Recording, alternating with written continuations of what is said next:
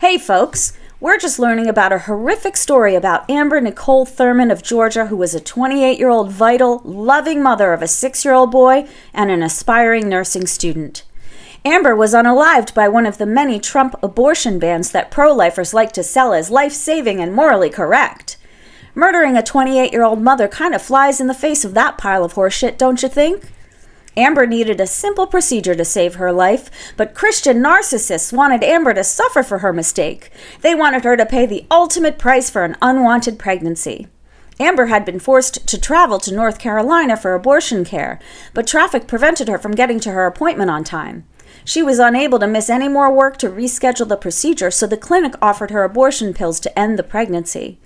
Abortion pills are safer than Tylenol or Viagra, but in very rare cases the fetal tissue is not completely expelled from the uterus, causing an infection that becomes life-threatening if untreated. Amber spent 5 days bleeding profusely and in serious pain until she ultimately vomited blood and passed out at home. She was rushed to the hospital where she was diagnosed with acute severe sepsis. The normal course of treatment should have been a common minor surgical procedure called a D&C to evacuate the uterus. Unfortunately, Georgia's abortion ban carries a sentence of up to a decade in prison for doctors who remove a pregnancy that is not considered a spontaneously occurring miscarriage.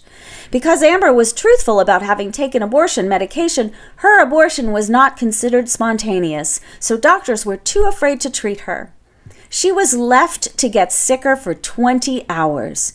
In a hospital, where you're supposed to be surrounded by experts whose job it is to save your life. But Amber's doctors didn't want to go to jail, and the laws were too vague to guarantee they wouldn't. They didn't want to lose their licenses because a bunch of religious supremacists have gone batshit crazy in a sick power grab to make every woman in this country live by a cabal of twisted Christian oppressors' set of rules. Because they want to save babies.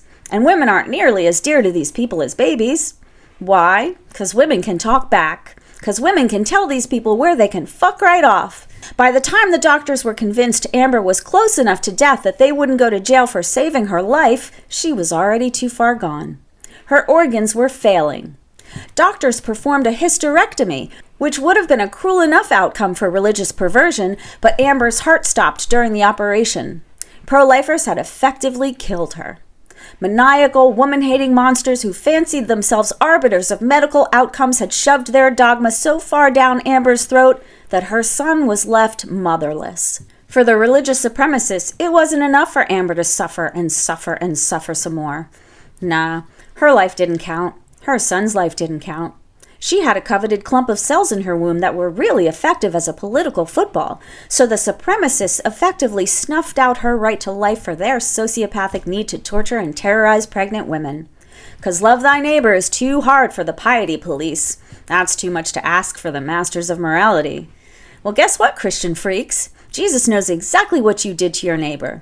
So here's what I want to say to all of you. How dare you? How fucking dare you? Your religion is bullshit.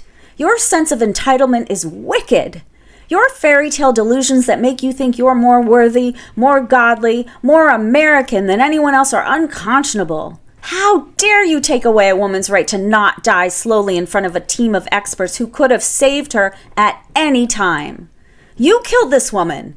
You might as well have burned her at the stake. You might as well have stoned her in the square. She died slowly for you.